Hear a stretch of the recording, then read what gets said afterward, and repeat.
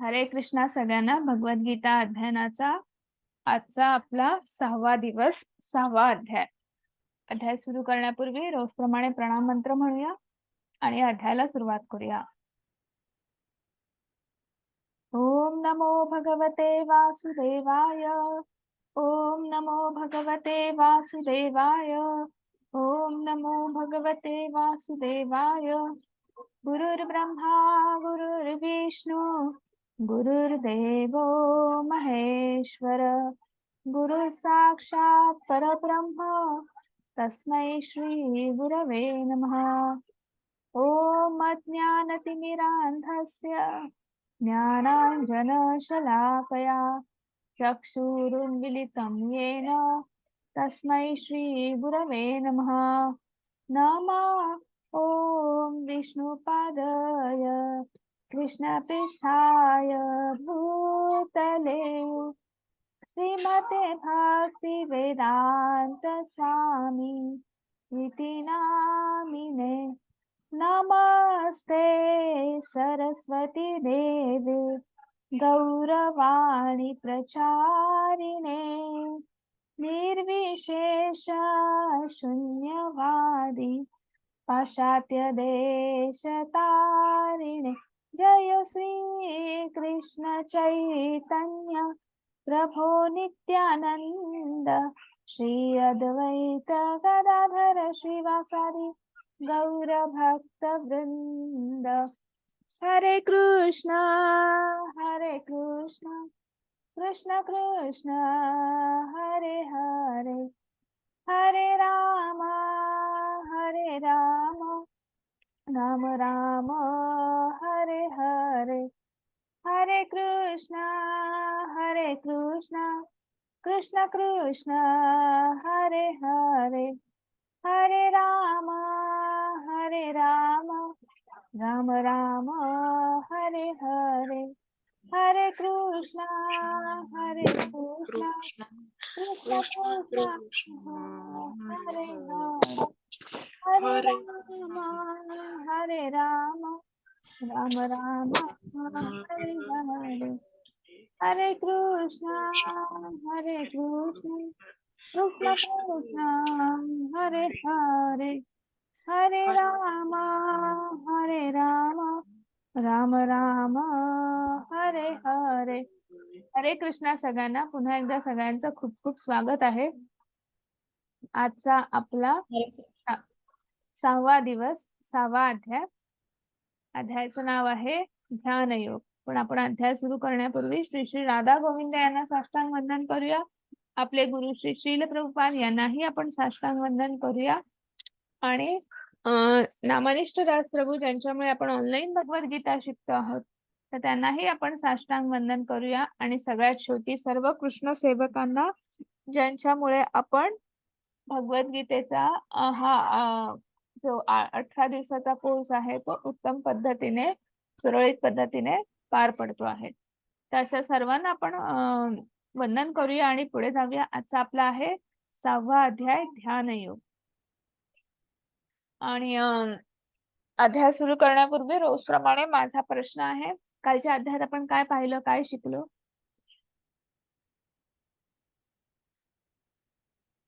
हरे कृष्ण. कोण सांगणार कालच्या अध्यायात आपण काय पाहिलं?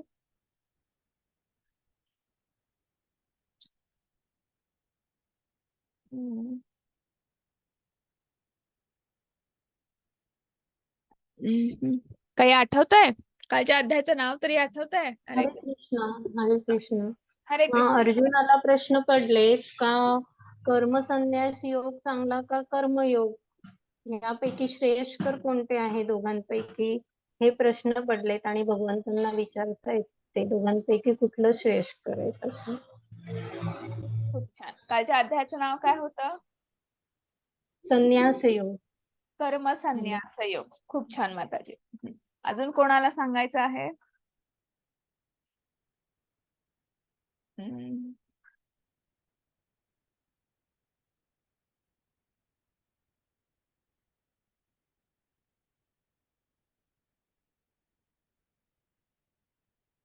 बरं, ठीक आहे. मग आपण कालच्या अध्यायात काय पाहिलं की भगवंत आपल्याला एकीकडे कर्म करायला सांगता आहेत, भक्तियुक्त कर्म करायला सांगता आहेत आणि दुसरीकडे भगवंताची भक्ती, त्या भगवंताचं नाम घेत आपण भगवंताची सेवा करत आपण कसं आपला अ, मोक्ष मार्गापर्यंत गेलं पाहिजे किंवा आपलं जे गंतव्यस्थान आहे तिथपर्यंत पोहोचलं पाहिजे असं कुठेतरी भगवंत सांगता आहे. आणि म्हणजे तुम्ही कुठलंही कर्म केलं तरी प्रत्येक आपल्याला जे भगवंतांनी टप्पे सांगितलेले आहेत, एक ज्ञानयोग सांगितला, एक कर्मयोग सांगितला, ध्यानयोग, वेगवेगळे भगवंत प्रकार सांगता आहेत. पण प्रत्येक गोष्टीचा पर्यावसन काय आहे किंवा फायनल आउटकम किंवा फायनल रिझल्ट काय आहे?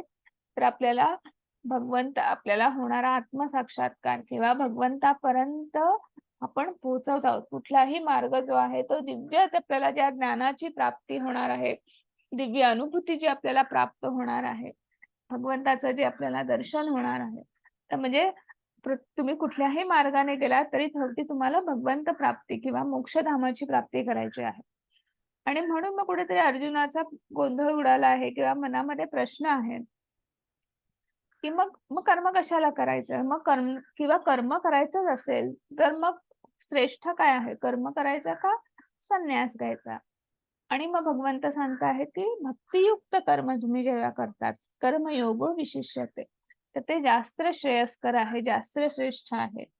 आणि मग आपल्याला पलगू वैराग्य आणि युक्त वैराग्य आपण पाहिलं तर युक्त वैराग्य हे श्रेष्ठ आहे. कारण आपल्याला प्रपंच सांभाळता सांभाळता ते आपल्याला भगवंताच्या पर्यंत पोहोचायचं आहे. तर आणि म्हणून कर्मयोग विशिष्यते. मग आपल्याला कर्म करायचं आहे, कर्मयोग विशिष्यते म्हणतात. मग ते कर्म कसं असलं पाहिजे? तर त्याच्या फळाचा त्याग करणं म्हणजे निष्काम कर्म, फळाची अपेक्षा न करता भगवंताच्या आनंदासाठी आपण ते कर्म करणं म्हणजे हेच आपण निष्काम कर्म आहे. आणि जेव्हा आपण असं करतो तेव्हा आपल्याला कर्म बंधनातून आपण मुक्त होतो. नाहीतर आपल्याला कुठल्याही तुम्ही चांगलं कर्म केलं तरी त्याचे परिणाम उपभोगण्यासाठी तुम्हाला यायचं आहे, पुन्हा जन्म घ्यायचा आहे. आणि जर तुमचं पापकर्म असेल तरी सुद्धा त्याचे परिणाम भोगण्यासाठी तुम्हाला परत जन्म घ्यायचा आहे. आणि म्हणून भगवंत काय सांगतात? निष्काम कर्म करा, अकर्म करा, कृष्ण कर्म करा. म्हणजे जेणेकरून तुम्ही त्या कर्माच्या बंधनात अडकणार नाही. म्हणजे चांगला वाईट काहीही परिणाम च्या तुम्ही बंधनामध्ये अडकणार नाही.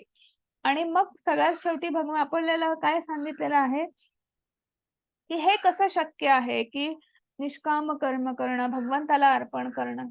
मग ते कर्म करताना आपण एक गोष्ट लक्षात ठेवली पाहिजे, की आपण कोण आहोत किंवा भगवंत आपल्यासाठी कोण आहे? तर तो भगवंत आपल्यासाठी एक उत्तम असा सखा आहे, सुहृद आहे, मित्र आहे. आणि त्या भगवंताच्या आनंदासाठी म्हणजे आपण कुठलंही जे कर्म करतोय, जे कृती करतो आहे, तर त्याचा कर्ता कोण आहे? तर भगवान श्रीकृष्ण आहे. आणि त्यामुळे त्या कर्माचा, त्या कृतीतून जो आनंद मिळणार आहे, तो कोणाला मिळणार आहे? तो भगवंताला मिळणार आहे. म्हणजे तो भोक्तारम यज्ञ तपसाम सर्व लोकही महेश्वरम. हा आपण काल अध्याय श्लोक पाहिला. तर आपण की जो तिन्ही लोकांचा असा स्वामी जो आहे, तोच आपला आपण जे काही कर्म किंवा कृती करणार आहोत, तर त्याचा आनंद घेणारा तो आहे. आणि तो असा एकच आहे परमात्मा परमेश्वर. तर त्याच्या आनंदासाठी आपण जे काही कर्म कर्तव्य करतो आहोत, ती कृती करतो आहोत, ते करणं. आणि त्याला तो आपला हितचिंतक आहे, तो आपला मित्र आहे, तो आपला सुहृद आहे. तर हे लक्षात ठेवून आपण ती कृती करतो, तेव्हा निश्चितच आपल्याला शांतता मिळते, आपल्याला ज्ञान प्राप्त होतो, आपल्याला मुक्तीची वाट जी काय आहे ती सापडते. किंवा अशा पद्धतीने आपल्याला हे शांती सूत्र आपण कालच्या अध्यायात पाहिलं. मग भगवंतांनी अनेक आपल्याला प्रकार सांगितले आहेत, की आपण ज्ञानातून ज्ञानयोग म्हणजे ज्ञान घेता घेता भगवंतापर्यंत पोहोचणं, कर्मयोग करता करता भगवंतापर्यंत पोहोचणं. आणि मग आता आपल्याला काय आहे? ध्यानयोग. मग ध्यानातून आपण भगवंतापर्यंत कसं पोहोचू शकतो, तर हे आपल्याला आजच्या अध्यायात शिकायचं आहे. मग ह्या ध्यानाचे काही प्रकार आहेत. काही म्हणजे ध्यान करणं, मग ते एका विशिष्ट पद्धतीने केलं पाहिजे, शिस्तबद्ध पद्धतीने केलं पाहिजे. तरच त्या पद्धतीने आपण भगवंतापर्यंत पोहोचू शकतो. मग त्याच्यात काय प्रकार आहे, तर अष्टांग योग, अष्टांग योग. आणि मग तो कसा करायचा, त्याच्यात आपली प्रगती कशी साधायची, ते कुठेतरी आपण आजच्या अध्यायामध्ये अभ्यासणार आहोत. आणि मग अष्टांग योगामध्ये प्रगती साधायची असेल किंवा साधता साधता आपलं मन जे आहे त्याला नियंत्रणाखाली आणणं, त्याला संयमित करणं, मग ते कसं करायचं, तर हेही भगवंत सांगता आहेत. आणि मग असं करताना कधी कधी असं होतं की अयशस्वी योगींचे गंतव्य स्थान, म्हणजे बरेच जण अष्टांग योगाचे काही टप्पे पूर्ण करतात किंवा अष्टांग योग करायचा प्रयत्न करतात, कुठेतरी यशस्वीही होतात, पण नंतर तो प्रवास कुठेतरी अर्धवट खुंटतो किंवा तिथे कुठेतरी अडथळा येतो. आणि मग काय पुढे ते त्या पुन्हा त्या अष्टांग योगाकडे वळत नाहीत किंवा तिथेच कुठेतरी त्यांना अडथळा निर्माण होऊन तिथेच त्यांची प्रगती जी आहे तिथेच थांबते, आध्यात्मिक प्रगती. मग अशा लोकांचं काय होतं, तर असं सुद्धा इथे सुद्धा त्याचं सुद्धा भगवंताने उत्तर दिलेलं आहे. आणि ह्या सगळ्यामध्ये भगवंत काय सांगता आहेत की तुम्ही काहीही करा, भक्ती योग सर्वश्रेष्ठ योग आहे, सर्वोच्च योग आहे. आणि म्हणून आपण आजचा अध्याय बघणार आहोत. तर त्याच्या आधी मला सगळ्यांनी फटाफट उत्तर द्या की हा आता आपल्याला योग म्हणजे काय. तर आता मला सांगा, हा योग आहे का? हरे कृष्ण. नाही माताजी. हा योग आहे का? नाही माताजी. हो. हा योग आहे? नाही. अच्छा. हा? नाही. हा? नाही. आता हे काय आहे? हा योग आहे? नाही. हा? नाही.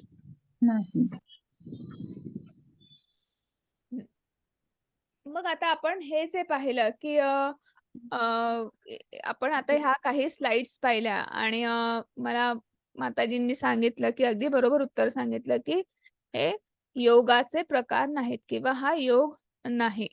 मग योग म्हणजे नेमकं काय, तर ते आपण बघणार आहोत. सध्या आपण जर पाहिलं तर आपल्याकडे काय प्रचलित आहे, योग म्हणजे रोज सकाळी बरेच जण योगा वर्ग, आपण त्याला योगा असं म्हणतो. ऍक्च्युली खरा शब्द योग असा आहे. योग हा युज धातू आहे, मूळ धातू संस्कृत शब्द आहे. अनुसंधान साधणे, जोडणे, परमेश्वराशी जोडणे. आणि मग ते एका शास्त्रशुद्ध पद्धतीने परमेश्वराशी आपण अनुसंधान साधणे म्हणजे परमेश्वराशी जोडले जाणे. तर हा खरा योग या शब्दाचा अर्थ आहे किंवा त्याचं आपण म्हणू शकतो की त्याच्यातनं निघणारा फायनल आउटकम जे आहे ते आहे. पण आपण आता सध्या काय की आपण बरेच जण मार्केटमध्ये किंवा बरेच प्रचलित काय आहे, तर आपण प्राणायाम करतो. म्हणजे त्या अष्टांग योगातलाच प्रकार एक आहे जो आपण बरेच जण प्राणायाम शिकतात किंवा श्वासावर नियंत्रण करून आपण आपलं शरीर कसं सुदृढ राहील किंवा काही शारीरिक व्यायाम जे आहेत तर ते अशा पद्धतीने हल्ली योग जे आहे केलं जातं. आणि काही काही ठिकाणी जिथे मेडिटेशन सेंटर आहे तिथे हठयोग जो आहे तर ते शिकवलं जातं किंवा त्याचं त्या म्हणजे तर ते सुद्धा अष्टांग योगाचाच प्रकार आहे. मग अष्ट अंग योग, अष्ट म्हणजे आठ अंगांचं मिलन मिळून जे एक आहे ते योग आहे. मग योग म्हणजे काय, तर ते 8 अंग कुठले आहेत, तर त्याच्यामध्ये 8 प्रकार आहेत. तर सगळ्यात पहिला प्रकार जो आहे तो म्हणजे यम, दुसरा आहे नियम, तिसरा आसन, प्राणायाम, प्रत्याहार, धारणा, ध्यान आणि समाधी, असे हे 8 प्रकार आहेत. मग आता आपण एक एक प्रकार बघूया. हरे कृष्णा, कोणाला वाचायची इच्छा आहे? हरे कृष्ण. हरे कृष्ण. हा हरे वाच. कृष्ण. हरे कृष्ण, हा. वाचा काम माता. करणे आणि करमणुकीच्या सवयींमध्ये संयमी आसन उशागवत जमिनीवर ठेवा आणि नंतर हे माताजी यम पासून वाचा ना, स्क्रीन वर घ्या ना.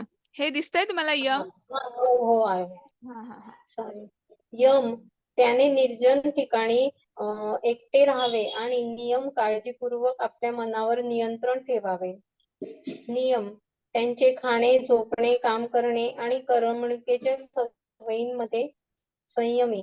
आसन, कुशागवत जमिनीवर ठेवा आणि नंतर ते हरणाच्या कातड्याने झाकून ठेवा. आसन खूप उंच किंवा खाली नसावे आणि ते एखाद्या पवित्र ठिकाणी असले पाहिजे. व्यक्तीने आपले शरीर, मान आणि डोके सरळ रेषेत धरावे आणि नाकाच्या टोकाकडे स्थिरपणे पाहावे. अशा प्रकारे चंचल दबलेल्या मनाने भयरहित लैंगिक जीवनापासून पूर्णपणे मुक्त होऊन माझे ध्यान करावे. प्राणायाम, बाहेर जाणाऱ्या श्वासाची इनकमिंग मध्ये आणि येणाऱ्या श्वासाची आउटगोइंग मध्ये होणारी हालचाल थांबवण्याचा सराव करा आणि अशा प्रकारे शेवटी ट्रान्स मध्ये राहा. हरे कृष्ण. माताजी हे पण वाचा. प्रत्याहार, भौतिक अस्तित्वाच्या अंतधारणा, त्याच्या मानसिक क्रिया संकल्पना शिस्त लावते आणि सर्व भौतिक इच्छांपासून रहित अतिरिक्त स्थितीत शिस्त होतो त्याला योग प्राप्त झाले असे म्हणतात. ध्यान, ध्यान वारा नसल्याने ठिकाणी जसा दिवा डगमगत नाही त्याचप्रमाणे दिव्यवादी ज्याचे मन नियंत्रित आहे तो दिव्य स्वरूपाच्या ध्यानात सदैव स्थिर राहतो. समाधी, माणूस कधीही डळमळत नाही. अगदी मोठ्या अडचणीतही भौतिक संपर्कातून उद्भवणाऱ्या सर्व दुःखांपासून हे खरे स्वातंत्र्य आहे. हरे कृष्ण. हरे कृष्ण. मग आता आपण पाहिलं की अष्टांग योग, बरोबर. तर पहिला आहे म्हणजे आपण आपल्याला एका ठराविक म्हणजे हे शास्त्रशुद्ध पद्धतीने आपल्याला भगवंतापर्यंत पोहोचणे किंवा आपल्याला भगवंतापर्यंत पोहोचणे म्हणजे आपल्याला आत्मसाक्षात्कार. म्हणजे जसा आपला बाहेरचा प्रवास आहे तसा हा आतला प्रवास आहे. मग तो प्रवास कसा, तर त्याची सुरुवात आहे यम. म्हणजे आपल्याला स्वतःला काही नियम बांधून घ्यायचे आहेत. मग ते नियम काय आहेत, तर बाह्य नियम, ज्याच्यामध्ये आपण सगळ्यांपासून थोडंसं वेगळं राहणं, एकटं राहणं आणि नेहमी आपल्या मनावर नियंत्रण ठेवण्यासाठी आपल्याला एकटं का राहायचं आहे, तर मनावर नियंत्रण ठेवण्यासाठी आपल्याला याचा खूप जास्त फायदा होतो. आणि म्हणून आपण निर्जन ठिकाणी आपण एकटं राहणं प्रिफर करणं किंवा आपल्या मनावर नियंत्रण ठेवण्याचा प्रयत्न करणं, हा झाला बाह्य नियम. दुसरा आहे नियम. यम, त्याच्यानंतर नियम. आता ही आपण जसा बाह्य नियम पाहिला तसा आपल्याला अंतर्गत नियम, तर त्याच्यामध्ये सुद्धा आपल्याला एक स्वतःला काही नियम घालून घ्यायचे आहेत. मग त्याच्यात काय आहे, आपल्या बेसिक जे आपल्या सवयी असतात, खाण्याच्या, झोपण्याच्या, आपण काम कसं करतो किंवा आपल्या करमणुकीच्या, म्हणजे आपली जी दिनचर्या जी आहे तर त्याच्यामध्ये आपल्याला काहीतरी नियम घालून घ्यायचे आहेत. तर झालं यम नियम म्हणजे बाह्य नियम, अंतर्गत नियम. त्याच्यानंतर तिसरं आहे आसन. मग आपण जेव्हा ध्यान लावणार आहोत, ध्यानाला बसणार आहोत, तेव्हा ती जागा कशी असली पाहिजे किंवा ते आसन कसं असलं पाहिजे, तर आपण जेव्हा निर्जन ठिकाणी जातो किंवा पूर्वीच्या काळी जेव्हा वनामध्ये लोक बरेच ऋषी मुनी आपण वाचलेलं आहे, आपण पाहिलेलं आहे, अनेक कथांमध्ये आपण ऐकलं असेल की अनेक वर्षानुवर्ष ते तपश्चर्या करत असतात, हो की नाही, ती साधना करत असतात. मग ती एका निर्जन ठिकाणी जंगलामध्ये करत असतात. मग तिथे बसण्याची सोय कशी असली पाहिजे, तर आपलं जे आसन जे आहे तर ते गवताचं वगैरे असं पांघरून त्याच्यानंतर आपण व्याघ्रासन किंवा हरणाच्या कातडीचं आसन, आणि हे जमिनीपेक्षा थोडंसं वर असलं पाहिजे. त्याचं कारण असं आहे, कारण की निर्जन ठिकाणी जेव्हा घनदाट जंगलामध्ये जेव्हा आपण तपश्चर्येला बसणार तेव्हा आजूबाजूला जे काही सरपटणारे प्राणी आहेत किंवा काय, तर त्यांच्यापासून आपलं रक्षण करण्यासाठी ही अशी आपली व्यवस्था. त्याच्यानंतर ते खूप उंचही नाही पण ते खूप अगदी जमिनी लगत सुद्धा नाही. आणि मग आसनावर बसण्याची सुद्धा एक ठराविक अशी पद्धत, आपण पद्मासनात बसलं पाहिजे. पद्मासन घातल्यानंतर आपण आपली ध्यान मुद्रा असली पाहिजे किंवा जिला ध्यान मुद्रा किंवा जिला योग मुद्रा असं म्हणतो, तर ते असले पाहिजे. आणि त्याच्यानंतर आपल्या पाठीचा कणा ताठ असला पाहिजे. कारण की पाठीचा कणा आपल्या एका सरळ रेषेमध्ये काय पाठीचा कणा ताठ राहून मग आपण आपलं मान जे आहे, मान आणि डोकं एका सरळ रेषेत ठेवून आपल्या 2 भुवयांच्या मध्ये आपल्याला आपलं लक्ष जे आहे ते स्थिर करायचं आहे किंवा तिथे आपल्याला ध्यान करायचं आहे. चौथा आहे प्राणायाम. प्राणायाम म्हणजे काय की आपल्या श्वासावर आपण जे श्वास घेत असतो, श्वास आपण घेतो सोडतो, श्वास घेतो सोडतो, श्वासोश्वास ज्याला आपण म्हणतो. तर ज्याला प्राणवायू आत घेणे आणि अपानवायू सोडणे, तर हे प्राण आणि अपान वायू जे आहेत तर यांच्यावर नियंत्रण ठेवणं.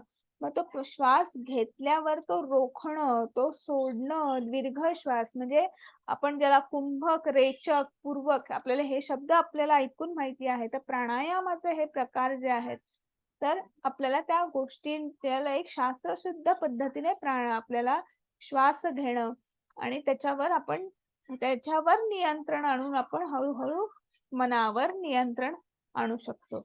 आणि मग त्याच्यानंतर आहे प्रत्याहार. प्रत्याहार मध्ये काय की आपल्याला पुन्हा जसं आपण अंतर्बाह्य स्वच्छता आपल्याला नियम लावलेले आहेत किंवा काही आपण शिस्त आपण लावून घेतो आहोत, तसंच आपल्याला ज्या आपल्या मनाचे विषय आहेत, इंद्रिय विषय जे आहेत, हो की नाही, तर त्यांना आपल्याला शिस्त लावायची आहे जेणेकरून आपण आपल्या इंद्रियांवर नियंत्रण आणू शकतो, आपण आपल्या मनावर नियंत्रण आणू शकतो. कारण आपण ह्या भौतिक जगामध्ये, भौतिक प्रकृतीमध्ये आपण वावरत असतो. त्यामुळे ह्या गोष्टींना नियंत्रणाखाली आणणं किंवा यांना शिस्त लावणं गरजेचं आहे. मग त्याच्यानंतर आहे धारणा. मग आपल्याला एवढं सगळं केल्यानंतर धारणा कशाची धरायची? मग धारणा म्हणजे काय की आपण एकटक कोणाकडे आपलं लक्ष केंद्रित करणं म्हणजे ती धारणा. धारणा कशाची, कोणाची धरायची? तर भगवान श्रीकृष्णांची, त्या परमात्मा परमेश्वराची आपल्याला धारणा धरायची. आणि मग ती धारणा म्हणजे त्यांना जेव्हा आपण त्यांची छबी, त्यांची ते तो मोह कसा, तो त्यांचा जो चेहरा, त्यांचं चित्र, त्यांची मूर्ती जेव्हा आपण डोळ्यासमोर आणू तेव्हा आपल्याला ध्यान लावायचं आहे. मग ध्यान लावायचं आहे म्हणजे नेमकं काय करायचं? तर आता इथं खूप सुंदर उदाहरण दिलेलं आहे की आपल्या घरी आपण रोज दिवा लावतो. सकाळी पण दिवा लावतो, संध्याकाळी पण दिवा लावतो. दिवा बघा असा तो छान असा पेटत असेल तर तो असा फॅन चालू नसेल किंवा आपली दारं किंवा खिडक्या बंद असतील तर तो असा छान पेटतो. पण तेच वारा आला किंवा फॅन आपण लावला तर काय होतं, वाऱ्याने तो दिवा आपल्या ते दिव्याची ज्योत जी आहे ती हलायला लागते. तर तो दिवा जसा स्थिर असला पाहिजे तसं आपलं मन स्थिर राहिलं पाहिजे. कारण की आपलं मन असं आहे की आपण 1 सेकंद सुद्धा आपलं मन स्थिर राहू शकत नाही किंवा आपण त्याला एका जागेवर असं स्थिर ठेवू शकत नाही, हो की नाही? मनात आपण काही काम करो अगर नको करो, मनात असंख्य विचार आपल्या सुरूच असतात. तर ते आपल्याला मनावर नियंत्रण आणून त्या दिव्याच्या ज्योतीप्रमाणे आपलं मन जे आहे ते बरोबर त्या आपल्या धारणेवर आपल्याला स्थिर ठेवायचं आहे, स्थिर धरायचं आहे.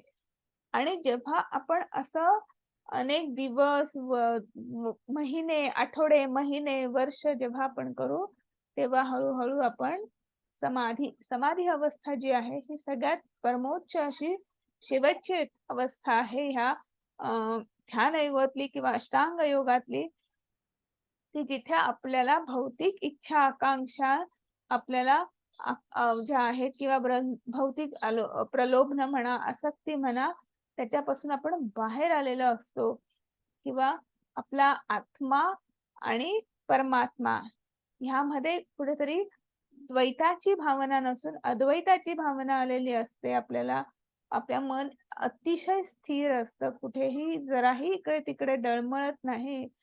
आणि अशा नंतर हळूहळू आपण आत्मसाक्षात्काराकडे वाटचाल करायला लागतो.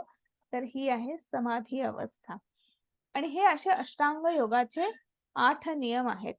तर आता मला सांगा की तुम्हाला हे अष्टांग योगाची हे जे नियम आहेत किंवा ही योग प्रणाली आहे ही तुम्ही वापरून पाहण्यास तयार आहात का? की तुम्हाला इच्छा आहे का की आपण हे करू शकू किंवा हे करूया? आणि हरे कृष्ण. काय वाटतं? सोपं आहे का माताजी नाही? घरात होऊ शकत नाही का? हरे कृष्ण. घरात होऊ शकत नाही का ही योग प्रणाली? अं, नाही. जंगलातच जायला पाहिजे? हम्म. एकांत वासात आपल्याला जायला पाहिजे. ओके. हरे कृष्णा. अजून कोणाला सांगायचं आहे? सॅमसंग कोण आहे? मला नाव नाही माहिती. तुम्ही अनम्यूट केलेला आहे. हरे कृष्ण माताजी. हरे कृष्ण माताजी, बोला. विजय जाधव बोल. हा, बोला. माताजी, या ठिकाणी पूर्ण निर्जल ठिकाण, खाण्यापिण्याच्या सवयी ह्या आपल्या सध्याच्या काळात तर म्हणजे आपल्या हाताबाहेरच्याच गोष्टी म्हणजे अवघड आहे. अवघड आहे. म्हणजे अवघड आहे. म्हणजे आता मला दोघं माताजींनी सांगितलं अवघड आहे. अजून कोणाला काय वाटतं आहे? मला सुद्धा तसंच वाटतंय. हो, अवघड आहे की नाही? मग ही योग प्रणाली अवघड आहे किंवा करणं कठीण आहे. बघा, तुम्ही आज मला उत्तर देत आहेत, पण याची तरतूद आपल्याला आधीच करून ठेवलेली आहे. आपण बघूया हळूहळू की भगवंत काय सांगता आहेत त्याच्याबद्दल. पण तत्पूर्वी आपल्याला अर्जुनाचा एक प्रश्न आहे. तर आपण अर्जुनाचा प्रश्न काय आहे तो बघूया. चंचलं हि मन कृष्ण प्रमाथी बलवदृढं तस्याहं निग्रह मन्ये वायोरीव सुदुष्करम. आता अर्जुनाने भगवंतांना प्रश्न विचारलेला आहे आणि त्याच्यावर भगवंत काय प्रश्न आहे ते बघूया. इथे कोण मला वाचणार आहे का? हरे कृष्ण. हरे कृष्ण. हे हा. कृष्णा, मन हे चंचल, अशांत, जिद्दी आणि अतिशय बलवान आहे आणि त्याला वश करणे माझ्या मते वाऱ्यावर नियंत्रण ठेवण्यापेक्षा कठीण आहे. हरे कृष्ण. हरे कृष्ण. मग आता इथे अर्जुनाने प्रश्न विचारलेला आहे. काय प्रश्न विचारलेला आहे? मन हे अतिशय चंचल आहे, अशांत आहे, जिद्दी आहे आणि अतिशय बलवान आहे. मग त्याला नियंत्रणात कसं आणायचं? त्याला वश कसं करायचं? ते वाऱ्यावर नियंत्रण ठेवण्यापेक्षाही कठीण आहे. अगदी बरोबर. आपल्या मनाचा वेग माहितीये किती आहे? मनाचा वेग आहे 9,00,000 माइल्स पर सेकंद. म्हणजे एवढं आपलं मन जे आहे ते असं सैरावैरा इकडे तिकडे धावत असतं. आपल्याला हे भागवतामध्ये याचं आपल्याला बघायला मिळतं की मनाचा वेग त्याच्यातनं आपल्याला माहिलेला आहे. पण हा प्रश्न विचारताय कोण? तर अर्जुन. अर्जुनाकडच्या आपण कथा ऐकलेल्या आहेत. अनेक गोष्टी आपण अर्जुनाच्या ऐकलेल्या आहेत. तर अर्जुन श्रेष्ठ धनुर्धर होता. अर्जुन श्रेष्ठ धनुर्धर का होता? कारण की तो उत्तम पद्धतीने आपलं जे लक्ष जे आहे त्याच्यावर तो एकाग्र चित्ताने आपलं मन एकटवून तो त्या आपलं जो आपला बाण जो आहे तो सोडत असे की आपलं जे काही जिथे बाण मारायचं आहे तर तिथे बरोबर त्याचं एकाग्र चित्त असायचं. तर आपल्याला ती पोपटाची गोष्ट माहिती आहे. त्याच्यानंतर जेव्हा द्रौपदीसाठी स्वयंवर लावलेलं होतं तेव्हा ते पण किती अवघड होता की वर मासा होता, तो फिरत होता आणि त्या फिरणाऱ्या मासाच्या डोळ्याचं प्रतिबिंब खाली एका पाण्याच्या पाणी ठेवलं होतं. त्या पात्रामध्ये पाणी होतं आणि त्या पाण्यामध्ये प्रतिबिंब बघून खाली बघून वर आपल्याला बाण सोडायचा होता. आणि त्या असा पण अवघडातला अवघड पण सुद्धा अर्जुन जिंकलेला होता. कशाच्या जोरावर? कारण की अर्जुन हा उत्तम धनुर्धारी होता. धनुर्धारी का होता? कारण की त्याचं जे लक्ष आहे जिथे तर तो एकाग्र चित्ताने तो उत्तम पद्धतीने आपलं लक्ष साधत असे आणि म्हणून तो श्रेष्ठ असा धनुर्धर होता. असा अर्जुन जो भगवंतांनी जेव्हा नारायणाचं रूप घेऊन आले होते तेव्हा त्यांच्यासोबत नर म्हणून मागच्या जन्मी अर्जुन होता. तर हाच असा अर्जुन जेव्हा इथे एक छोटी गोष्ट आहे की भगवान शिवशंकर हे त्यांनी आपल्याला माहिती आहे की अर्जुनाला पशुपती अस्त्र दिलेलं आहे किंवा ज्याला गांडीव असं म्हणतो आपण. जे पहिल्याच अध्यायामध्ये पाहिलं की युद्धाची 9 युद्ध जिंकण्याची 9 कारणं जी पांडवांकडे होती त्यातलं एक कारण होतं पशुपती अस्त्र. हो की नाही? ते भगवान शंकरांनी प्रसन्न होऊन अर्जुनाला प्रदान केलं होतं. मग अर्जुनालाच का प्रसन्न झाले होते? तर जेव्हा अं, महाभारतातल्या अरण्यक पर्वामध्ये जेव्हा पांडवांना 12 वर्षाचा वनवास आणि 13 वर्षाचा अज्ञातवास म्हणजे 13 म्हणजे 1 वर्षाचा असा 13 वर्षाचा वनवास होता.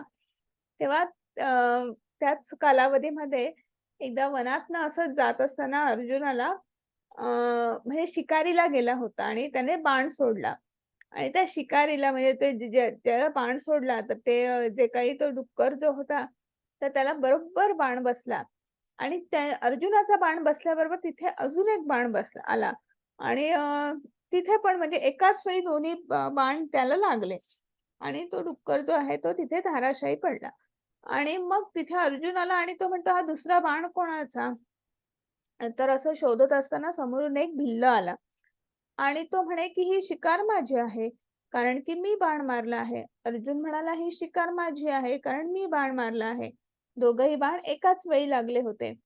मग असं झालं की ठरवलं त्या दोघांमध्ये की आपल्या दोघांचे बाण एका वेळी लागले आहेत. आपण द्वंद्व करू आणि जो जिंकेल त्याने ती शिकार घेऊन जावी. त्याची ती शिकार आहे.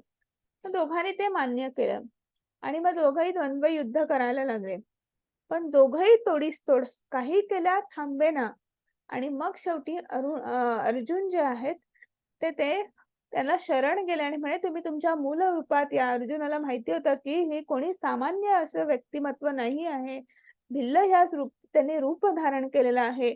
तर हे निश्चितच भगवान शिवशंकर असले पाहिजे आणि अर्जुन तिथे त्यांच्या पुढे नतमस्तक झाला आणि ते म्हणाले की तुम्ही तुमच्या मूळ रूपात या. कृपा करून तुम्ही तुमच्या मूळ रूपात या. आणि भगवान शिवशंकर जे आहेत ते आपल्या मूळ रूपात आले आणि अर्जुनावर अत्यंत प्रसन्न झाले आणि अर्जुनाला म्हणाले की मी तुला माझं गांडीव धनुष्य जे आहे ते तुला प्रदान करतो. त्याचा निश्चितच भविष्यामध्ये तुला उपयोग होईल.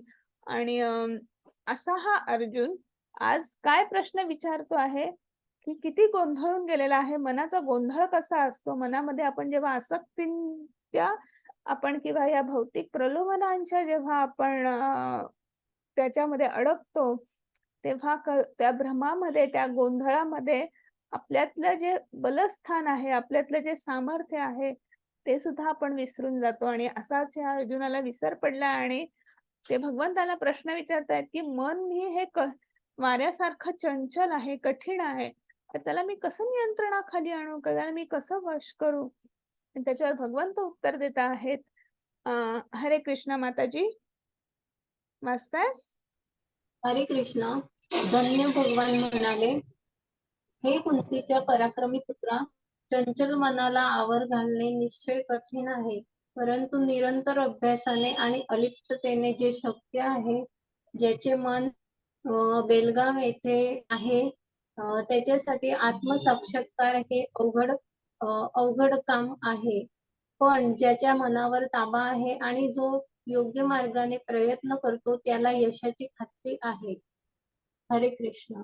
हरे कृष्ण. मग आता इथे भगवंत काय सांगता आहेत की कुंतीच्या पराक्रमी पुत्रा म्हणजे अर्जुनाला त्यांनी असंच संबोधलं आहे की तू एक पराक्रमी पुत्र आहे.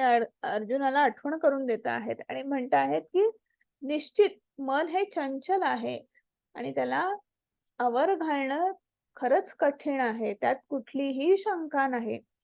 परंतु हे अशक्य नाही. ते कठीण आहे पण अशक्य नाही. मग ते कसं शक्य आहे? तर निरंतर अभ्यासाने ते निश्चितच शक्य आहे. आपण मनावर कंट्रोल आणू शकतो. मन हे बेकाबू जरी असलं आणि ज्यांच्यासाठी हे असं आहे की जे मन चंचल आहे, अस्थिर आहे, त्यांना आत्मसाक्षात्कार होणं हे केवळ आणि केवळ अवघड आहे आणि हे त्यांच्यासाठी मुळात अध्यात्माचा मार्गच खूप कठीण आहे किंवा खडतर आहे. मग पण ज्यांचा मनावर ताबा आहे, ज्यांचं मन नियंत्रणाखाली आहे, तो निश्चितच आपल्या मार्गाने किंवा आपल्या प्रयत्नांमध्ये यशस्वी होऊ शकतो असंही भगवंत सांगता आहेत. मग आता मन आपला शत्रू आहे की मित्र आहे? काय सांगताल? तुम्हाला काय वाटतं? हरे कृष्ण, कोण सांगणार? मन मित्र आहे. अच्छा, हरे कृष्ण. माताजी म्हणतायत मित्र आहे. अजून कोणाला काय वाटतं? मन मित्र सुद्धा आहे आणि शत्रू सुद्धा आहे. अच्छा, आता ह्या माताजींनी सांगितलं मित्र सुद्धा आहे आणि शत्रू सुद्धा आहे. अजून कोणाला काय वाटतंय? हरे कृष्ण, हरे कृष्ण.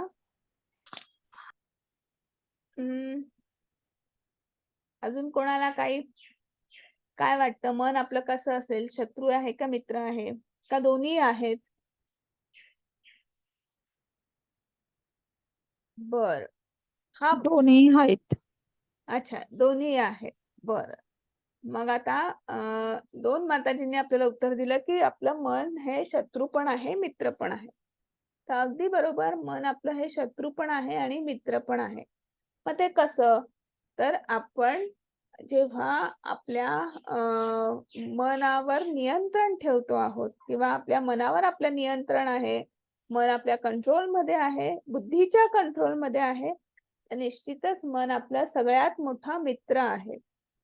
पण जर मन आपल्या कंट्रोल मध्ये नाही, नियंत्रणाखाली नाही, सैरावैरा धावतोय इकडे तिकडे, मनाचा वेग मी आत्ताच तुम्हाला सांगितला किती आहे, 9,00,000 मैल्स पर सेकंद एवढा मनाचा वेग आहे.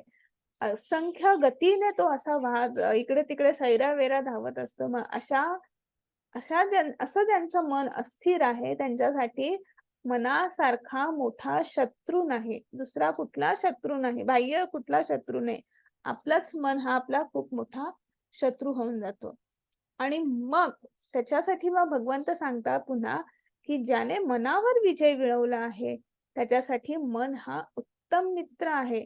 परंतु असे करण्यात जर कोणी अयशस्वी ठरला तर त्याचे मन सर्वात मोठा शत्रू आहे. आणि मग अर्जुनाला आता काही इथे प्रश्न पडलेले आहेत. तर हरे कृष्णा, माताजी वाचताय. 9,00,000 मैल्स पर सेकंद, शुभांगी माताजी, मनाचा वेग.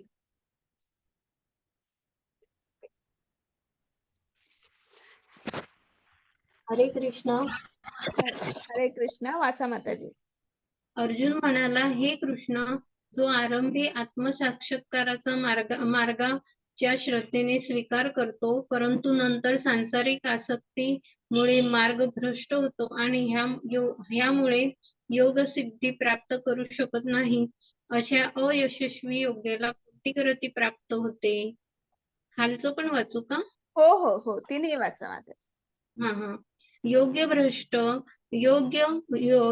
भ्रष्ट योगी पुण्यात्माच्या लोकांमध्ये अनेक वर्षे सुखभोग घेतल्यानंतर पुन्हा गुणवान कुटुंबामध्ये किंवा वैभवशाली कुटुंबामध्ये जन्म घेतो, किंवा योगाच्या प्रदीर्घ अभ्यासानंतर अयशस्वी झाल्यास तो त्याच्या जन्मा अशा अतींद्रिय लोकांच्या कुटुंबात घेतो, जे निश्चित शहाणपणाने महान आहेत. असा जन्म जगात नक्कीच दुर्मिळ आहे. हरे कृष्ण. हरे कृष्ण. मग आता इथे आपल्याला अर्जुनाने अर्जुन काय म्हणतायत बघूया. की असे बऱ्याच वेळा होतं की बऱ्याचदा की आपण म्हणजे जसं की योगाचे हे ध्यान योगाचे हे काही टप्पे आहेत किंवा काही प्रकार वेगवेगळे अष्टांग योगाचे हे 8 प्रकार आहेत. तर सुरुवात करतात आणि सुरू केल्यानंतर मग पहिला प्रकार, दुसरा प्रकार किंवा हळूहळू पुढे जातात. पण काही कारणांमुळे किंवा काही असे अडथळे येतात किंवा त्यांचा प्रारब्ध असेल, काहीही असेल, तर त्यामुळे त्यांचा मार्ग भ्रष्ट होतो आणि तिथेच त्यांची जी प्रगती जी आहे तिथेच थांबते, तिथेच खुंटते. आणि मग अशा लोकांचं काय होतं? मग त्यांनी केलेलं जे काही आहे ते वाया जातं का त्याचा फायदा होतो का पुढे त्याचं नेमकं काय होतं? मग त्याला काय म्हटलेलं आहे? अयशस्वी योगी. म्हणजे ते या मार्गामध्ये क्रमस्थ झालेले आहेत, पण कुठेतरी त्यांना अडथळा आलेला आहे, थांबावं लागलेलं आहे. मग अशा लोकांचं पुढे काय होतं, अशा लोकांची गती काय आहे, त्याचा परिणाम काय आहे, असा प्रश्न अर्जुनाला पडलेला आहे. आणि मग त्याच्यावर भगवंत सांगता आहेत की बऱ्याच वेळा काय होतं की जे योगी जे असतात त्यांनी जसं आपण पाहिलं की अकर्माचा बॅलन्स जो अक्युमुलेट होत जातो आणि मग आपण पुढच्या जन्मामध्ये पुन्हा आपण म्हणजे 1 to 100 मधलं जर आपण एका जन्मामध्ये आपण जर 10% आपण अकर्माचा आपण संचित आपलं जे आहे ती शिदोरी जी आहे ती गाठीशी आहे, तर पुढच्या जन्मामध्ये काय होतं की अजून त्याच्यात ऍडिशन म्हणजे ऍड ऑन होत जातं. म्हणजे आपल्याला 10 पासून पुढे मग तुम्ही अजून 10% अजून असं आपलं होतं की नाही. तर तसंच हे अयशस्वी योगींचं सुद्धा तसंच आहे की त्यांना काहीतरी कारणामुळे अडथळा आला आहे, पण पुढचा जन्म त्यांना असा मिळतो की त्यांना एका गुणवान कुटुंबामध्ये त्यांना जन्म मिळतो किंवा अशाच कुटुंबामध्ये जन्म मिळतो की जिथे आध्यात्मिक वातावरण आहे किंवा जिथे भगवंताचं नाव घेतलं जातं, पूजा अर्चा केली जाते, तसं पोषक वातावरण त्यांना आजूबाजूला तयार होतं. अशा वातावरणामध्येच त्यांचा जन्म होतो किंवा असं कुटुंब त्यांना प्राप्त होतं. असा सहवास त्यांना भक्तांचा सहवास त्यांना प्राप्त होतो आणि मग पुढे म्हणतात की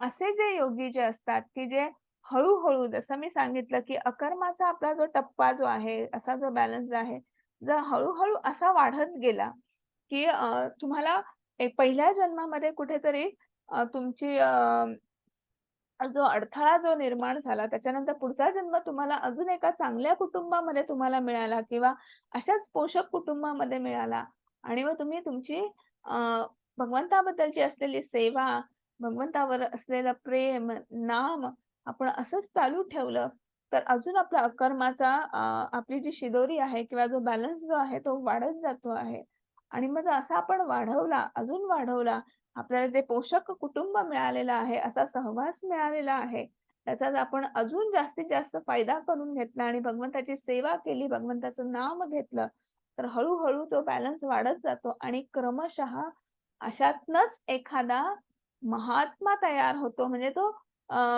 सह आपण म्हणू शकतो की शतकातून असा एखादाच कुठलातरी दुर्मिळ महात्मा पुन्हा जन्माला येतो. जो संत पदावर असू शकतो, जो गुरुपदावर असू शकतो, महात्मा असं म्हणून असू शकतो आणि जो सगळ्यांना मार्गदर्शन करू शकतो, की जो ज्या मार्गामध्ये त्यांना आनंद मिळाला, जो मार्ग त्यांनी इतक्या जन्मानंतर त्यांना जो आनंद मिळालेला आहे, तर ते इतरांना सुद्धा त्या मार्ग दाखवतात, मार्गदर्शक ठरतात. ते गुरुपदावर असतात, ते संत पदावर असतात. पण असा महात्मा, असे गुरु, असे संत असे फार दुर्मिळ असतात किंवा शतकातून कोणीतरी एक असा व्यक्ती जन्माला येतो. एक मिनिट काय झालं हा मग असे जे अनेक श्रेष्ठ योगी आहेत त्यातले सर्वोच्च श्रेष्ठ योगी आपण कोण म्हणू शकतो तर नारद मुनी आहेत. कालच मी तुम्हाला गोष्ट सांगितली होती त्याच्यामध्ये एक शब्द वापरला होता लवमात्र साधू संघ. म्हणजे आपली पापणी लवेपर्यंत म्हणजे तो जो काळ जो आहे किंवा तो इतकुसा म्हणजे तो मायक्रोसेकंद पेक्षाही कमी वेळ असेल पण तेवढ्या वेळाचा संघ सुद्धा त्या लोकांचा सहवास सुद्धा आपल्यामध्ये आपल्यातला शुद्ध सात्विक भाव जो आहे तो जागृत करण्यामध्ये आपल्याला जागृत करतो किंवा आपल्यातलं शुद्धीकरण जे आहे. काल आपण गोष्ट पाहिली की ती जी वैश्यास्त्री होती तिचं शुद्धीकरणाला सुरुवात झाली. ती कशामुळे झाली की ते 2-3 दिवस जे आहे ती त्या हरिदास ठाकूर यांच्या सहवासात किंवा ते जे काही नाम घेत आहे त्या सहवासामध्ये आल्यामुळे काय झालं की तिच्यामध्ये कुठेतरी शुद्ध सात्विक भाव जागृत झाला आणि त्यांनी जे काही सांगितलं ते तिने ऐकून निमूटपणे तिने तो प्रयत्न करायला सुरुवात केली. तर असे हे नारद मुनी हे सर्वोच्च श्रेष्ठ असे योगी आहेत की ज्यांनी अनेक आपल्याला वाल्याकोळींची गोष्ट माहिती आहे की वाल्याकोळींचा वाल्मिकी झाला आणि अशा अनेक गोष्टी आहेत. आपण हळूहळू पुढच्या भक्तियोगामध्ये सुद्धा गोष्टी बघणार आहोत. मग आता इथे भगवंत सांगता आहेत की भक्ती योगा आपल्याला वेगवेगळे आपण आतापर्यंत शिकलेलो टप्पे शिकलेलो आहोत, की आपण कर्मयोग शिकलो आहोत अध्याय 3 की कर्म करता करता किंवा भक्तियुक्त कर्म करून आपण भगवंतापर्यंत पोहोचू शकतो. त्याच्यानंतर पुढचा टप्पा आहे, पुढची पायरी आहे ज्ञानयोग. मग ज्ञान घेऊन मग भगवंत कोण आहेत त्याच्याबद्दलची जास्तीत जास्त माहिती आपण संकलित करून ती माहिती घेऊन आपण भगवंताबद्दलचं आपलं जे प्रेम आहे, जी जिज्ञासा आहे, जी आस्था आहे ती आपण वाढवू शकतो. त्याच्यानंतर तिसरा आपण आज पाहिलं की अष्टांग योग. अष्टांग योगामध्ये आपण जे कर्म करून आपण भगवंताबद्दल आपण भगवंताच्या भक्तीला लागलो आहोत. त्याच्यानंतर आपण ज्ञान ग्रहण करून ज्ञान घेऊन आपण हळूहळू भगवंतापर्यंत पोहोचायचा प्रयत्न करतो आहोत. मग अष्टांग योगामध्ये तो प्रयत्न दिसून येतो. मग आपल्यामध्येच आपण बदल करायला लागतो. आपल्या जीवनशैलीमध्ये आपण बदल करायला लागतो आणि भगवंतापर्यंत पोहोचण्यासाठी आपण ती साधना करायला लागतो. आणि मग सगळ्यात शेवटी काय होतं की सगळ्यात शेवटी जो आहे जो परमोच्च असं स्थान जे काय आहे तर भक्ती योग. की त्या म्हणजे तुम्ही कुठल्याही सुरुवात केली, कशीही सुरुवात केली तरी तुम्हाला त्याचं सगळ्या गोष्टीचं पर्यावसान काय आहे किंवा सर्वात श्रेष्ठ असं काय आहे की भक्ती योग. तुम्ही भगवंताच्या भक्तीला जेव्हा लागतात, तुम्ही अनन्य भक्ती करतात तेव्हा आणि तेव्हाच तुम्हाला भगवत धामाची प्राप्ती होते, मोक्ष धामाची प्राप्ती होते. पण हे हे टप्पे आहेत, हे पायऱ्या आहेत. हे एक एक पायरी पार करत जशी ही शिडी तुम्हाला दिसते आहे, तर शिडी चढत चढत तुम्हाला भक्ती योगापर्यंत पोहोचता येतं. आणि मग पुढे भगवंत म्हणत आहेत, आणि सर्व योगींमध्ये जो नेहमी माझ्यामध्ये मोठ्या श्रद्धेने राहतो, दिव्य प्रेममय सेवेमध्ये माझी उपासना करतो, तो योगात माझ्याशी सर्वात घनिष्ठपणे एकरूप होतो आणि मध्ये सर्वोच्च असतो. मग भगवंतांनी आता आपल्याला ह्या पायऱ्या सांगितलेल्या आहेत की मग आधी कर्म करा, मग ज्ञान घ्या, मग अष्टांग योग आणि मग तुम्ही भगवंतापर्यंत म्हणजे भक्ती योगापर्यंत पोहोचू शकता. पण भगवंत दुसरीकडे असंही सांगता आहेत की तुम्हाला जर कर्म करता करता किंवा तुम्हाला भगवंत कोण आहेत, काय ज्ञान आहे माहित नाही आहे, पण भगवंताबद्दल निस्सीम श्रद्धा आहे, प्रेम आहे, आपुलकी आहे, त्याच्यावर आपल्याला सेवा करायची आहे, त्याचं सेवक व्हायचं आहे आणि त्या श्रद्धेने त्या भावनेने आपण नाम घेतो आहोत, भगवंतावर विश्वास आहे, त्याला शरण जातो आहोत, तर असा जो कोणी उपासक आहे किंवा अशी जो कोणी उपासना करतो तो निश्चितच ह्या सर्वांपेक्षा श्रेष्ठ आहे असं भगवंत सांगता आहेत. मग ते सांगताना त्यांनी उदाहरण कोणाचं दिलेलं आहे, तर गोकुळवासी जे होते त्यांना काही ज्ञान वगैरे माहित नव्हतं किंवा भक्तियुक्त कर्म काय आहे किंवा त्यांना असं तत्वज्ञान काही माहित नव्हतं, पण त्यांना एक गोष्ट माहिती होती, हा भगवान श्रीकृष्ण आहे आणि याच्यावर फक्त आणि फक्त प्रेम करायचं आहे. मग त्यांच्यासाठी की त्यांच्या उठल्या म्हणजे ते अगदी ते रोजचे त्यांचा गोकुळवासी होते, गोपालन हा त्यांचा व्यवसाय होता.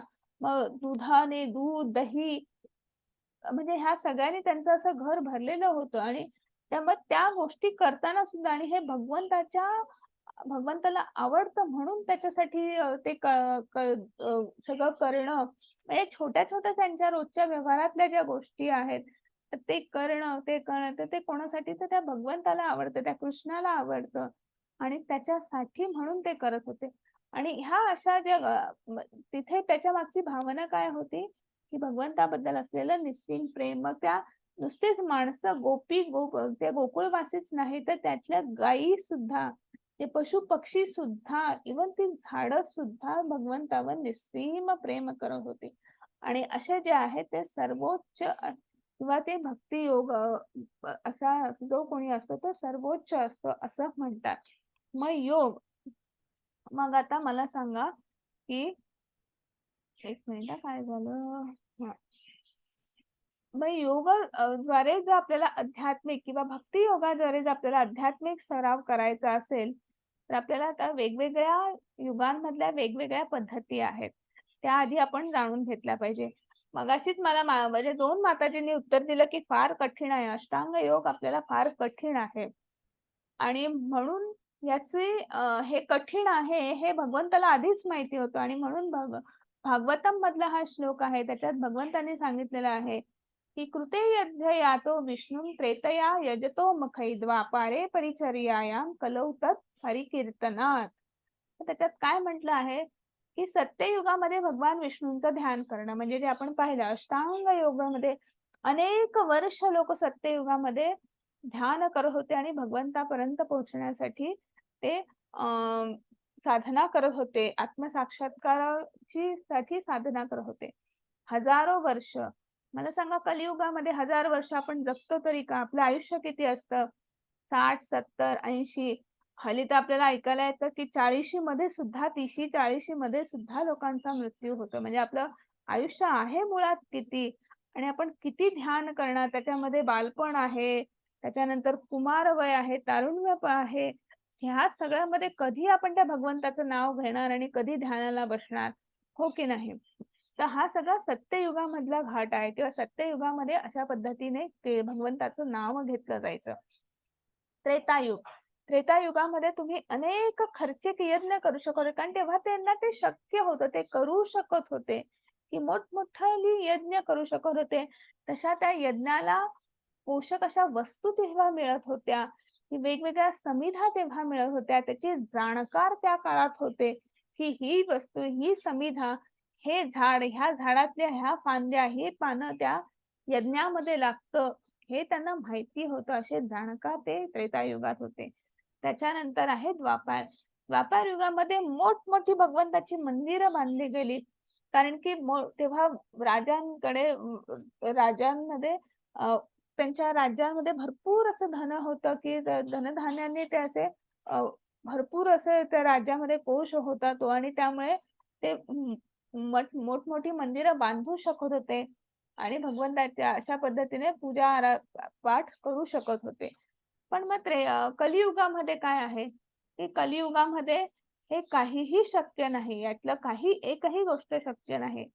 आणि म्हणून भगवंतांनी काय सांगितलेलं आहे की कलियुगामध्ये आपल्याला परमेश्वराच्या पवित्र नामाचा जप करायचा आहे. म्हणजे आपल्याला नामाची कास धरायची आहे, म्हणजे कलियुगामध्ये आपल्याला नाम जप करायचा आहे. आणि मग जेव्हा आपण नामजप केला तर काय होईल की जसं आपण त्या मगाशी आपण शिडी पाहिली की नाही, कर्मयोग, ज्ञानयोग, भक्ती, एक एक एक एक पायऱ्या पुढे चढत जातो. तसं म्हणजे आपल्याला जर एखाद्या टॉवर मध्ये जायचं आहे, एखाद्या बिल्डिंग मध्ये जायचं आहे, मोठं टॉवर आहे, अगदी 30-35 मजली आहे आणि आपल्याला जायचं आहे 27व्या 28व्या मजल्यावर जायचं आहे. तर आपण पायऱ्यांनी चढायला गेलो तर पहिला मजला चढू, दुसरा, तिसरा, चौथा अगदी दमछाक, 5व्याला मध्येच आपण थांबू, अर्धाच जिना चढू. आणि पण जर आपण लिफ्ट असेल, त्या टॉवर बिल्डिंगला लिफ्ट असेल आणि मग लिफ्ट मध्ये चढणार, आपण बटन दाबणार आणि आपण मिनिटामध्ये आपण वर त्या 27व्या मजल्यावर आपण उतरून बाहेर त्या मजल्यावर चालायला सुरुवात करणार, हो की नाही?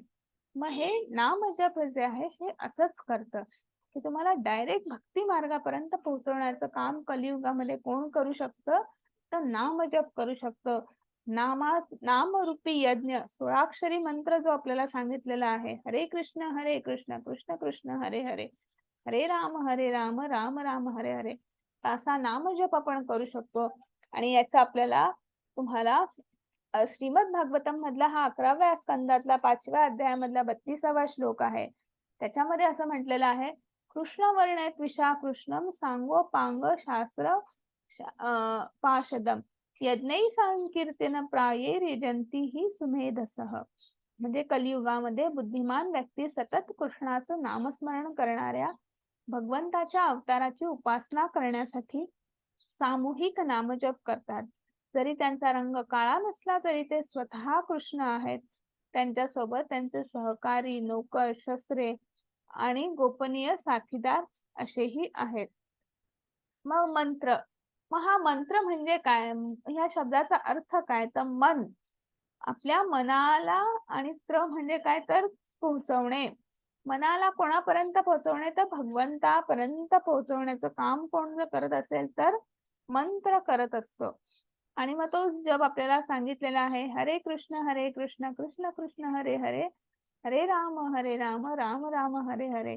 चैतन्य महाप्रभूंनी आपल्याला हा 16 मंत्र दिलेला आहे. आणि हा जेव्हा मंत्र आपण जेव्हा तालवृंद मृदुंगासह म्हणतो तेव्हा त्याचं संकीर्तन होतं.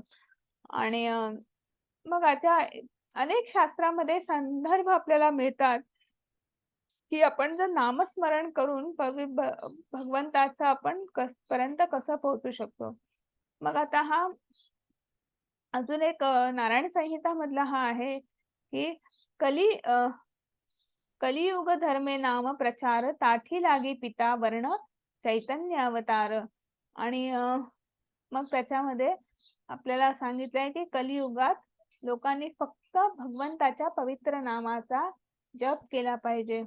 आणि मग आता हा काली संतारण उपनिषद जे आहे ज्याच्यामध्ये असं म्हटलेलं आहे, हरे कृष्ण कृष्ण कृष्ण हरे हरे, हरे राम राम राम हरे हरे, इति षोडशकं नमन काली कलमसा नासनं नत परतरोपाय सर्व वेदेषु दृश्यते. सोळाक्षरी मंत्र जो आहे सर्व वैदिक साहित्यांचा शोध घेतल्यानंतर हरे कृष्णाच्या जपापेक्षा ह्या युगासाठी, या कलियुगासाठी धर्माची पद्धत अधिक उदात्त सापडेल, म्हणजे दुसरा कुठलाही मार्ग नाही. मग कलियुग जे आहे हे आपल्याला चैतन्य चरितामृत मध्ये आदी लीला मध्ये आपल्याला बघायला मिळतं. 17व्या अध्यायात हरेर नाम एव केवलम कलौ नास्ति एव नास्ति एव गतिर अन्यथा. म्हणजे कलियुग कसं आहे तर भांडणाचं दांभिकतेचं असं युग आहे. आणि त्याच्यामध्ये एकमेव साधन जे आहे की जे आपल्याला तारून नेणार आहे, आपला तारक मंत्र जो आपण म्हणू शकतो. आणि याशिवाय दुसरा मार्ग नाही कुठला, दुसरा मार्ग नाही कुठला. आणि मग आपल्याला अजून एक श्रीमद भागवतम मधला हा पुन्हा संदर्भ आहे 12व्या अध्यायामधला तिसरा श्लोकातला 51वा तिसरा अध्यायातला 51वा श्लोक. कलई दोष निधे राजन नसती एको महान गुण कीर्तनादेव कृष्णस्य मुक्त संग परम व्रजेत.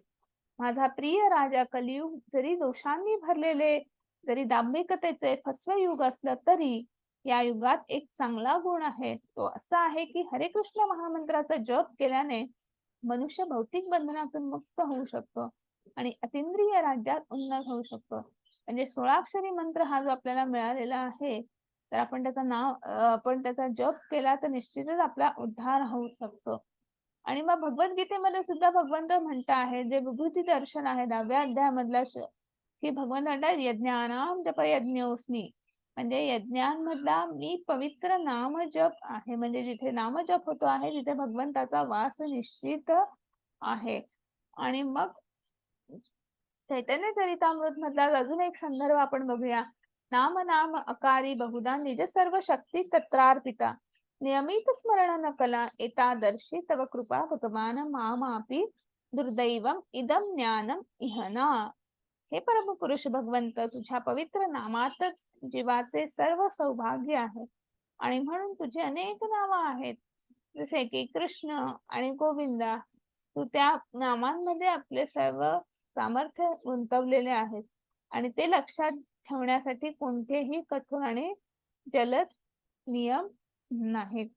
मग आता हा महामंत्राचा जप कसा करावा तर हरे कृष्ण महामंत्राचा जप सुरू करण्यापूर्वी पंचतत्व मंत्र म्हणावा. तो पंचतत्व मंत्र कुठला आहे? श्री कृष्ण चैतन्य प्रभू नित्यानंद श्री अद्वैत गदाधर श्रीवासादि गौर भक्त वृंद. म्हणजे चैतन्य महाप्रभू आणि त्यांचे जे 4 अनुयायी आपण म्हणू शकतो की नित्यानंद, अद्वैत, गदाधर आणि श्रीवासादि. तर ह्या चौघांनी मिळून किंवा ह्या पंचतत्वांना आपण त्यांचा आशीर्वाद घेऊन आपण नामजप म्हणायचा आहे. मग हा मंत्र कसा म्हणावा? खूप जास्त जोरात म्हणायचा. तर मंत्र आपल्याला ऐकू आला पाहिजे इतका जोरात निश्चित म्हणावा. प्रत्येक शब्दाचा स्पष्ट उच्चार होणं गरजेचं आहे. जप किंवा मंत्र जो आहे तो अति आदरपूर्वक भक्तिभावाने आणि एकाग्र चित्ताने करावा. तर तुम्ही कुठेही बसा, कुठल्याही स्थळी बसून तुम्ही चालताना किंवा भगवंताकडे पाहून आपण नामजप करायचा आहे. कोणत्याही वेळी जप करताना म्हणजे तुम्ही करू शकतात, पण ब्रह्ममुहूर्तावर केला. ब्रह्ममुहूर्त म्हणजे आपला सूर्योदय असतो त्याच्या जवळजवळ 1.5 तास आधीचा जो कालावधी आहे, साधारण एक 4:30-5 वाजेच्या दरम्यान तेव्हा तर तुम्ही उठून जर तुम्ही केलात नामजप तर तो अधिक श्रेयस्कर आहे. तुम्ही स्नानापूर्वी किंवा स्नानानंतर कसाही जप करू शकता. पण जप करताना एवढं लक्षात ठेवायचं की तो मोजणं श्रेयस्कर. म्हणजे तेव्हा तुम्ही तुळशी माळेवर तो जप करणं हा जास्त श्रेयस्कर आहे. मग जप कसा करू नये, कसा करावा हे सांगितलं आहे. मग कसा करू नये हे सांगता आहेत.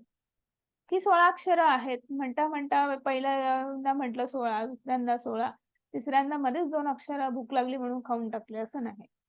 म्हणजे आपल्याला पूर्णच्या पूर्ण 16 अक्षरं जी आहेत ती आपल्याला म्हटली केली पाहिजे. तो पूर्ण 16 अक्षरांचं उच्चारण शुद्ध, स्पष्ट झालं पाहिजे. मग जेव्हा आपण तुळशी माळेवर जप करणार आहोत, तेव्हा जो वरचा जो मणी जो आहे, कृष्णमणी ज्याला आपण म्हणू शकतो किंवा मेरुमणी सुद्धा बरेच जण म्हणतात. तर त्याच्यावर जप करू नये किंवा तो ओलांडू सुद्धा नये. आणि मग जप करताना जपच करावा. एका वेळी एकच काम करावं. आपल्याला मनावर नियंत्रण आणायचं आहे ना, मल्टीटास्किंग वगैरे व्हायचं नाही. की एकीकडे जप सुरू आहे, दुसरीकडे टीव्ही आहे, काहीतरी पुस्तक वाचतो आहे, पेपर वाचतो आहे, नाही. तुम्ही जप करता आहे, तुम्ही जपच करा. जप करताना इकडे-तिकडे बघू नका किंवा इकडे-तिकडे दुसरी कामं करू नका. मग जप करण्याचे फायदे पण आहेत. मग आपल्या कर्मफलांपासून मुक्ती. आपण म्हणतो प्रारब्ध. प्रारब्ध प्रत्येकाला आहे. प्रत्येक जण आपण कर्मबंधनामध्ये अडकलेलो आहोत. त्यामुळे सुख, दुःख ह्या गोष्टी सतत आपल्या भोवती ते चक्र आपण फिरत आहे. हो की नाही? पण मग आपण जेव्हा नामजप करतो तेव्हा निश्चित आपल्याला ह्या कर्मफलापासून आपल्याला मुक्ती मिळते. म्हणजे आपले जे प्रारब्ध जो आहे, तर ते आपल्याला त्याचा दाह कमी होतो, त्याचा त्रास कमी होतो. मग बरेच जणांना किंवा आजकालच्या तरुण पिढीसाठी हे फार महत्वाचं आहे. वाईट सवयी लागलेल्या असतात. तर व्यसनांपासून मुक्ती करण्यासाठी आपल्याला या 16 अक्षरी मंत्राचा खूप जास्त उपयोग होतो. आणि चिंता, तणाव जे काही असेल, तर त्याच्यापासूनही आपल्याला खूप जास्त फायदा होतो. मनःशांती मिळते. जेव्हा आपण हरे कृष्ण नामाचा जप करतो आहे, तेव्हा आपल्याला एवढं शांत, छान असं वाटतं, की तिकडनं परत येऊ नये असंच वाटतं. खरा निर्मळ असा आनंद आपल्याला मिळतो. आणि तो जप करता करता आपलं शुद्धीकरण होण्यासाठी प्रयत्न करतो. मग शुद्धीकरण म्हणजे काय? की आपल्यामधला जो शुद्ध सात्विक भाव जो आहे, तो वाढीस लावून निश्चितच आपल्याला ज्ञानापर्यंत पोहोचवण्याचा तो शुद्ध सात्विक भाव आपल्याला मदत करतो. मग हा हरे कृष्ण मंत्र बरेच जण म्हणतात. मग आपण त्यांची आपण एक प्रतिक्रिया बघूया, की खरोखरच हा ईश्वराचा साक्षात्कार होण्यासाठीची प्रक्रिया आहे. मग महामंत्राचा जप सुरू केल्यापासून सर्व काही मला अनुकूल आहे असे घडायला लागले आहे. हरे कृष्ण मंत्र जपामुळे मी आयुष्यातील चढ-उतार आणि सहजपणे आत्मविश्वासाने आणि मनःशांतीने पार पडू शकलो. आणि त्याच्यानंतर म्हणताय, मी बऱ्याच वर्षांपासून हरे कृष्णाचा जप करत आहे आणि मला याही पेक्षा कुठलाही आनंद वेगळा मिळालेला नाही. त्याच्यानंतर म्हणतायत, हरे कृष्णाचा जप केल्याने मला माझ्या आयुष्यातील सर्व चढउतारांचा मोठ्या आणि आत्मविश्वासाने मनःशांतीसह सामना करण्यास मदत झालेली आहे. मग जप केल्याने मला अत्यंत ज्या वाईट सवयी होत्या त्या सोडण्यास मदत झालेली आहे. त्यामुळे माझ्या गोष्टींकडे बघण्याची दृष्टी सुद्धा बदलली आहे. हरे कृष्णाचा नामजप करताना मला प्रचंड आनंद होतो.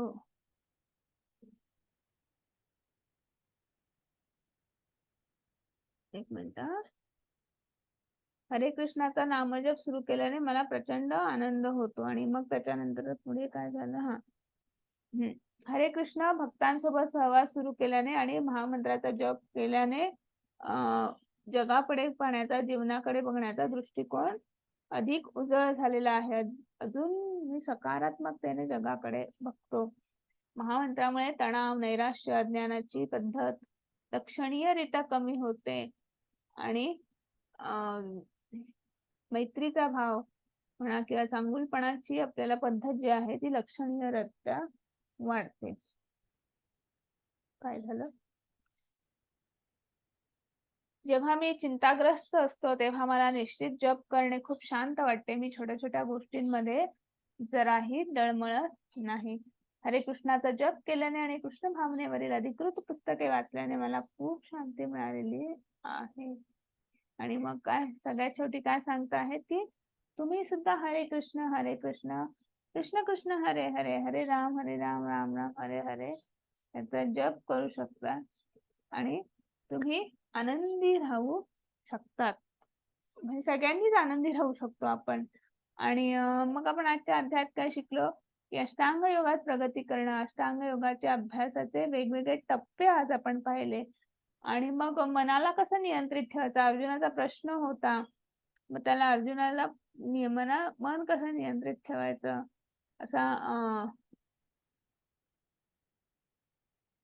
आपण पाहिलं. मग मनाला संयमित करणे अयशस्वी.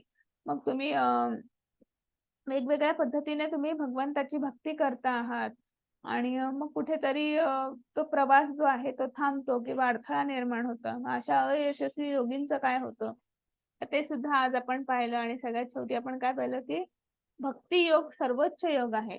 मग भक्ती योग करण्यासाठी कलियुगामध्ये आपल्याला काय सांगितलेलं आहे, कोणता मार्ग सांगितलेला आहे तर 16 महामंत्राचा जप हा आपल्याला मार्ग सांगितलेला आहे. म्हणजे हरे कृष्ण कृष्ण कृष्ण हरे हरे हरे राम राम राम हरे हरे 16 महामंत्र जो आहे तो आपल्याला म्हणायचा आहे. आणि इथेच आपला आजचा अध्याय संपतो आहे. हरे कृष्ण सगळ्यांना. आपला नुसता अध्याय संपत नाही आहे तर इथे आपल्या भगवद्गीतेचा पहिला टप्पा आहे समाप्त होत आहे. हरे कृष्ण सगळ्यांना.